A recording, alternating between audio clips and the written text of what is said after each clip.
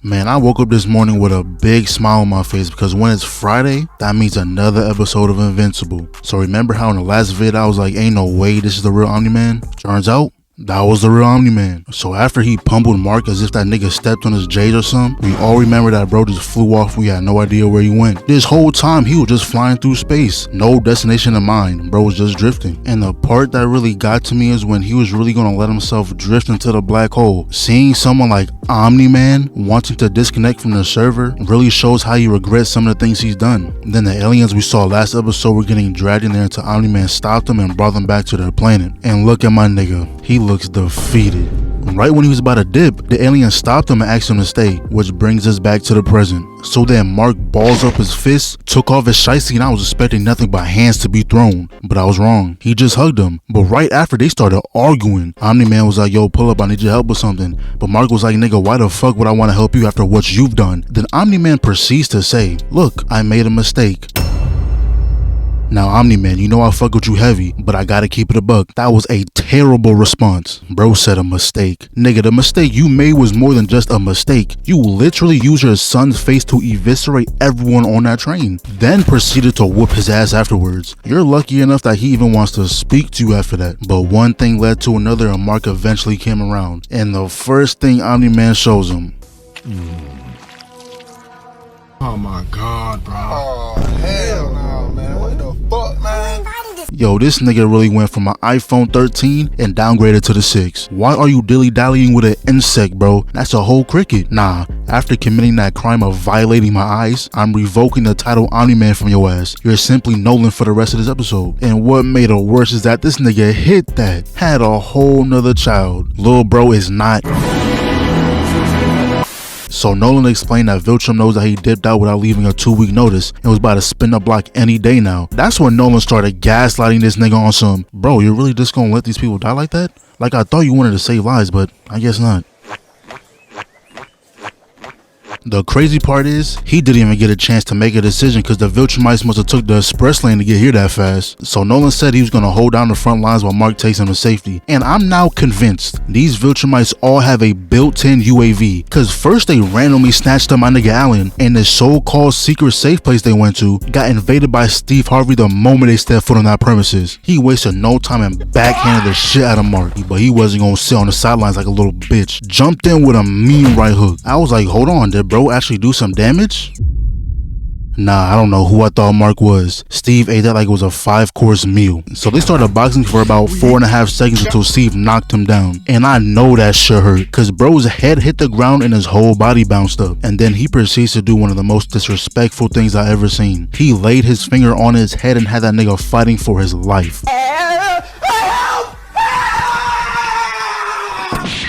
But luckily, yo daddy came to save your ass. Double weave into the knuckle sandwich that hit him with a 2-piece. Steve got a few licks him and pushed him to the wall, but Nolan got that same move equipped. Then he grabbed his neck, slanted him into the wall, but Nolan was like, aight nigga, you pissing me off now. Sliced his stomach open, grabbed the nearest rock and ran it through his body. So after he bodied Steve, Mark joined his squad and now they're running duos. Once they made it outside, they saw that everyone got murked. Then Nolan turns around, grabbed Mark's neck, and he was getting upset because he was feeling empathy. Now, I got no problem with empathy, but please don't use that as an excuse to make Nolan go soft. So they got pulled up on by the other 2 people who jumped Allen. Nolan instantly went after bro while Mark is stuck fighting homegirl.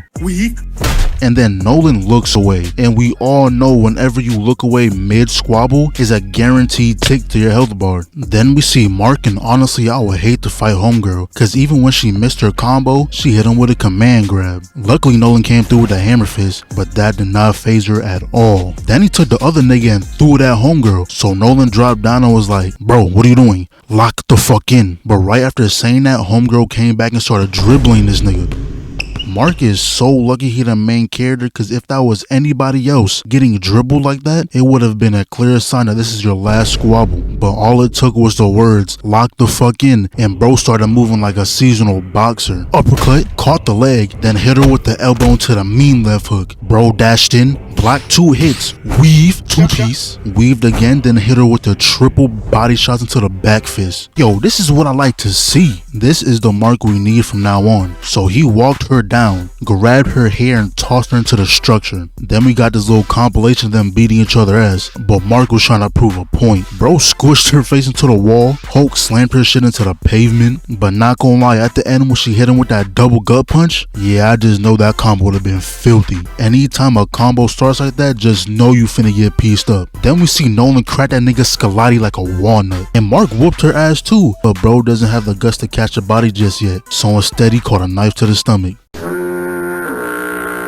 But luckily Nolan is here to save his ass again, and bro made her do a whole windmill into his elbow. And then when everything seemed fine, somehow this nigga Steve is still alive and came through with a backbreaker. Like bro, this nigga is holding his guts up. How is he still moving? So now they locking Nolan up and bro is over here chatting about his books. He must have some hidden cheat code in there for that to be the last words he said. Then Mark wakes up to General Krieg standing over his body. Yo, the moment Mark says something, he got served a mean knuckle sandwich. Then he continues talking like he ain't just violate this nigga, but he pretty much says that Nolan is going to get executed and now Mark has to conquer Earth in his place. Now obviously Mark isn't going to conquer anything and Nolan is somehow going to avoid execution, but I have no clue how they can handle an army of Viltrumites. Now I'm like 90% sure that Nolan was stronger than the Viltrumites they just fought, but when they start jumping is when it becomes a problem. If they were boxing one-on-one from the start, Nolan would have washed them easily. But while all that was going on, Debbie was going through it. You know it's bad when they got you walking barefoot, like how you put on every other accessory but not your shoes. So later on she's chilling looking at old pictures and some dude knocks on the door. See, I got 2 problems with this. First of all, I did not say your ass can come in, and second,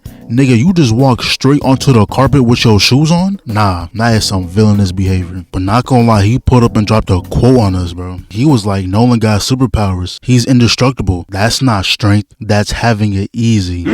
Nah, bro was spin. Then the next morning, she's talking to Cecile and pretty much says she don't want his handouts, he's gonna do her own thing. Then Donald knocks on the door trying to speak to Debbie because the last time she saw him, she acted like she's seen a ghost. So he pulls up to his office, signed into Cecile's account, and watched the footage of him getting his back blown out. So I'm assuming after seeing that, he was trying to disconnect from the server. But when he looked at the knife, the tip was bent. See, I wouldn't even know how to feel in that situation. Cause on one hand, nothing feels wrong to you. The memories you got feel real. But on the other, you just saw yourself get put into a pack. Who knows how many times you could have died and just been brought back to the reboot van. But it seems like everyone is going through something this episode. Cause Eve is still feeling bad about building on unstable land and almost getting people killed. Now what makes it worse? Some random broke into her crib. Now with the way she was talking, I knew she just wanted to whoop this nigga ass for real. Next thing we know, bro was falling from the sky. And not gonna lie, this nigga is sorry. Got all his attacks blocked, tried to hit her with debris, but once she caught it, he knew it was raps. Grabbed him in mid-air and slammed him into the wall. I just shook my head. Nigga should have stuck to the grocery stores. And you know how lucky he is, cause when Eve blocked his attack, it hit some random car. Now obviously Eve was gonna save them, but this nigga really had the audacity to stand over her like she not finna hit you with a mean reversal. Nah, bro should have turned on skill-based matchmaking cause this shit was not fair.